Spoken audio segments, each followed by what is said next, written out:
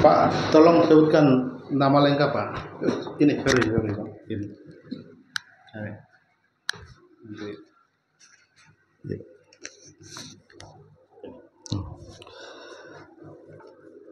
Oke, baik Pak. Saya nama Andi Isrianto. Ya, saya bergabung di KSP Nasari ini dari tahun 2023 Pak. Ya. 2003 Pak, sorry Pak. Dari 2003. 21 ya. Oke, di awal-awal bergabung itu apa? Melamar atau memang ada yang merekomendasikan?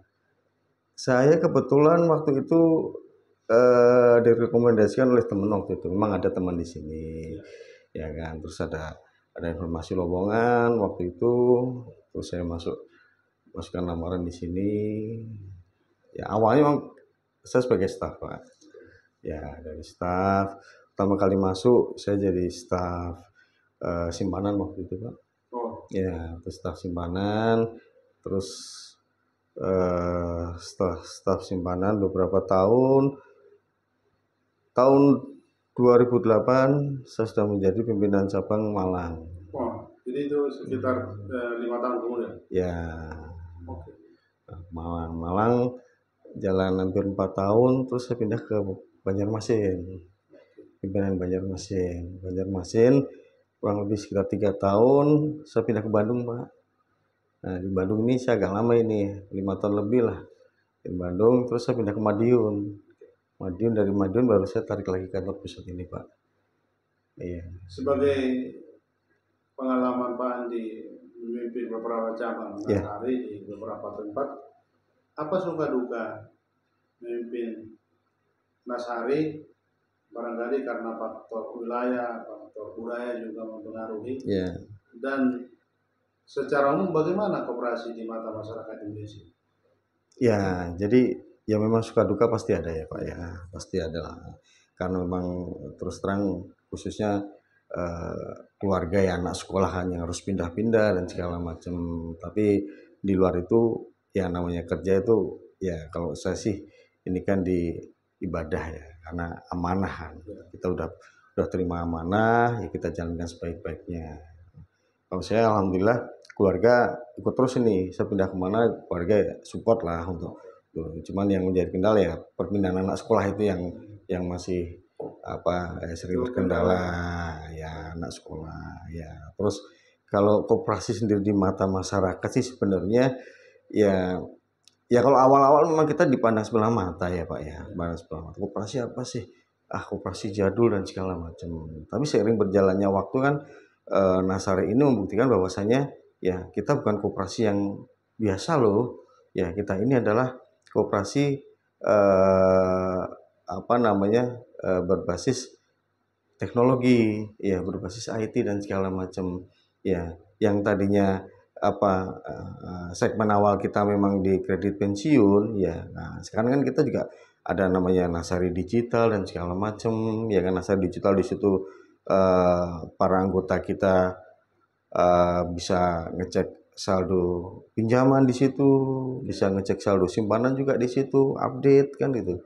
Ya anggota-anggota kita juga diperbolehkan untuk jualan di situ karena memang ada marketplace-nya di situ Pak. Ya kan, jadi semua serba mengikuti perkembangan zaman lah. Kalau kita tidak bisa mengikuti perkembangan zaman ya akan tertinggal Pak. Akan tergilas ya. Betul. Hebat Nasari bisa relevan terus mengupdate SDM-nya. Lalu bagaimana misalnya seperti tadi Nasari Digital itu bisa dikembangkan, itu eksis. Tentu SDM yang mumpuni di bidang itu juga kan harus direkrut. Betul. Bagaimana Nasari menemukan sistemnya, menemukan ahlinya begitu? Ya memang kita kan ada divisi tersendiri ya Pak ya. Kita ada divisi IT pun juga ada yang pengembangan website, ada yang memang kebetulan di kami kan holding ini Pak, ada holding ya. Holding itu ada Nasari Digital, memang Nasari Digital ini dikelola tersendiri Pak. Ya artinya ada tim tersendiri yang kompeten di bidangnya, ya yang berisi orang-orang yang sudah cukup mumpuni untuk di bidang itulah untuk bisa menjalankan itu sebagai adminnya, ya kan, baik itu update produknya, baik itu update apa dan segala macam, update apa namanya tampilan dan segala macam Pak. Pak Andi, sorry, Ya. jabatan sekarang di Nasari apa? Sekarang saya wakil kepala divisi XR dan GE Pak. Boleh diceritakan apa saja tanggung jawabnya, apa saja yang dikerjakan di divisi Bapak? Oke, kalau di divisi kami Pak, ya kebetulan XRGE ini kan kita berkaitan sama sumber daya manusia manpower ya. Ya, yang jelas pasti ya kita mengatur semua manpower yang ada di cabang seluruh Indonesia. Itu kalau di XR ya, baik itu penerimaan karyawan, baik itu coaching karyawan, baik itu development untuk pengembangan karirnya seperti training dan segala macam ya. Terus untuk di GA sendiri, kebetulan GA itu ada General Affair dan sentralisasi biaya ya, karena semua biaya itu semua terpusat di kantor pusat Pak.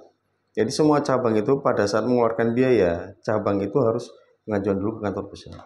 Sebelum ada persetujuan dari kantor pusat, cabang tidak boleh mengeluarkan biaya. Artinya kita sebagai kontrol biaya-biaya yang ada di kantor cabang ini supaya terpantau, terkontrol secara efisien.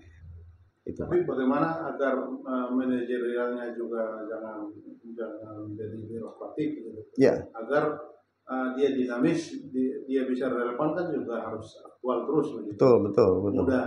Mudah dilakukan, misalnya Ya, kepala cabang juga punya otoritas. Apa yang dilakukan? Misalnya Pak Sahala dalam hal ini sebagai semacam bukan hanya pendiri tapi visioner dari ya, Nasari. ya. Jadi memang kalau kami kan sudah diatur ini Pak SOP-nya harus seperti apa dan segala macam. Memenang pimpinan cabang sampai seberapa, ya kan, pimpinan kepala seksi sudah sampai seberapa ininya. Kita sudah ada aturannya Pak. Artinya ya di sini kita kalau kantor pusat ini kan sifatnya support ya.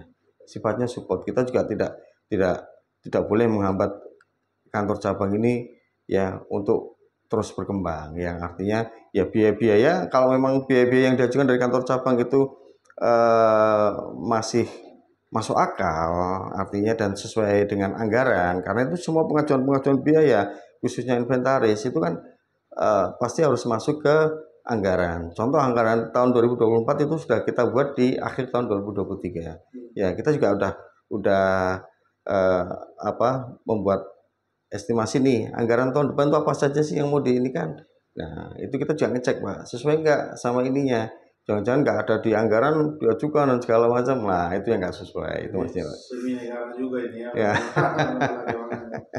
Baik Pak, saya ingin concern bertanya ke profil Pak Sahala. Ya. Sebagai orang yang sudah lama di Nasari, bagaimana Bapak mengenal sosok Pak Sahala Panggabean? Oke, kalau saya pribadi saya pribadi mengenal Pak Sahala Panggabean itu sebagai panutan. Ya, artinya apa? Ya, kita anggap beliau itu sebagai orang tua saya sendiri. Ya, karena memang dari awal masuk ya beliau itu ya yang selalu memberikan motivasi ya, terus pendekatan ke karyawannya itu bagus ya, artinya ya beliau ini memperlakukan karyawan itu sesuai porsinya Pak, ya kan, komunikasinya pun sesuai porsinya, artinya bagaimana porsi beliau berkomunikasi dengan staf, mereka berkomunikasi dengan kepala seksi, kepala bidang, dan pimpinan cabang, itu ya sesuai dengan porsinya lah artinya. Tetapi beliau selalu memberikan motivasi-motivasi yang membangun. Ya, jadi apa kalau saya bilang sih, ya beliau panutan lah. Kalau Pak Andi menemukan misalnya semacam secret atau kunci rahasia di Nasari ini untuk bisa bertahan eksis, Ya. Kira-kira apa keunggulannya agar kita juga tahu bahwa itu juga didengungkan atau disampaikan oleh Pak Sahala sebagai pimpinan perusahaan usaha ini. Ya, kalau ya mungkin persepsi saya ya, kalau untuk Nasari eksis, Nasari kan udah dari tahun 98 berdiri kan Pak, artinya ya kita bisa dibilang sebagai perusahaan established ya. Ya memang harus kita benar-benar SDM ya, memang apa namanya, aset utama itu kan sebenarnya SDM ya. Ya SDM ini juga tetap harus diperhatikan. Menurut saya kebetulan saya di HR dan GA ya. Ya bagaimana kita maintain SDM manpower ini ya supaya mereka ini bisa bekerja sesuai dengan apa yang kita harapkan. Ya di samping itu memang ada pengembangan produk yang mengikuti perkembangan. Ya artinya dinamis. Ya kalau kita tidak dinamis ya kita tergilas lah. Artinya persaingan di luar sana cukup ketat. Ya kalau kita tidak dinamis, kita tidak bisa mengikuti perkembangan terkini, kita tidak bisa melihat peluang usaha yang kira-kira bisa menjadi potensi yang bagus, ya pastinya ya kita tidak bisa bertahan sejauh ini. Dari sisi organisasi, sekarang kan ketua koperasi Nasar itu sudah di generasi kedua atau dipimpin anaknya, ketuanya anaknya. Apa yang berbeda dan sepertinya Nasari ke depan bagaimana? Ya, yang jelas memang jelas ada perbedaan Pak, karena dari usia, dari segi apa namanya pola pikir dan segala macam memang berbeda. Kalau Pak Saleh saya bilang dari awal memang beliau sebagai panutan, ya panutan karena memang mungkin dari segi pengalaman hidup dan segala macam. Ya betul Pak. Nah kalau di generasi kedua ini kebetulan ketua dipegang oleh Pak Frans Meruka Panggabean, ya itu memang beliau punya misi yang jauh ke depan. Artinya pemikiran ya kaum milenial itu kan ya, dan beliau ini Pak Frans ini pengennya gerak cepat Pak. Ya jadi ya sampai kita sebagai timnya pun ya kalau bisa dibilang apa ngikuti beliau ini sampai ya tunggang langgang lah istilahnya seperti itu Pak. Jadi beliau mau ini harus jalankan, dan itu harus cepat. Ya nggak bisa lama-lama, nggak bisa itu. Beliau nggak mau seperti itu. Maunya ini jalankan, kita ada program ini dan itu benar-benar apa namanya terpantau dengan ketat. Ya artinya dijalankan nggak sih program yang sudah dibuatin dan segala macam. Itu Pak. Pak Andi. Buku yang diminta Pak Salah Panggabean ini saya tulis direncanakan akan terbit di tanggal 3 April 2025. Tepat beliau 75 tahun. Kalau Tuhan berkehendak, Allah berkehendak, beliau akan merayakan ulang tahun itu di 75 tahun dan buku ini akan diterbitkan.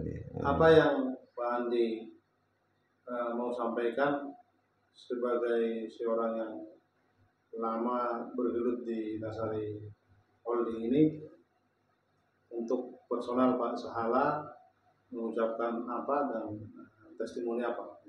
Oke, baik Pak. Ya, jadi di ulang tahun Pak Sahala ke 75 tahunnya Pak. Ya, harapannya ya beliau selalu diberikan kesehatan, ya. Beliau selalu diberikan panjang umur, ya beliau bisa ya walaupun beliau nggak langsung terjun langsung secara teknis, tetapi arahan-arahan dari beliau, wejangan-wejangan dari beliau itu masih sangat kita butuhkan ya untuk ya baik itu di holding maupun di KSP ya itu masih sangat kita ini karena ya apa namanya terus terang beliau juga sebagai penasihat yang bagus menurut saya ya karena ya dari kebijakan-kebijakan yang ada ya insting beliau itu cukup bagus ya apalagi di bisnis ya kalau ini insting beliau mengatakan ini enggak bagus jangan dijalankan ya artinya kita masih butuh sosok beliau ya dan kita berdoa beliau diberikan panjang umur beliau diberikan kesehatan sehingga beliau masih bisa ini Nasari ini ke depan bisa menjadi lebih baik lah. Paling tidak menjadi penasehat untuk semua staf-staf. Terima kasih Pak Andi waktunya. Sama-sama Bapak. Ya, Pak. Terima kasih. Ya. Saya akan 10 atau 15 menit lagi sendiri untuk merekam wawancara dengan narasumber ini. Terima kasih. Siap. Ya. Terima kasih Pak. Ya, sama-sama. Ya Pak. Siap Pak. Kita minta. Ya. Saya tinggal ya Pak ya. Ya. Sebentar.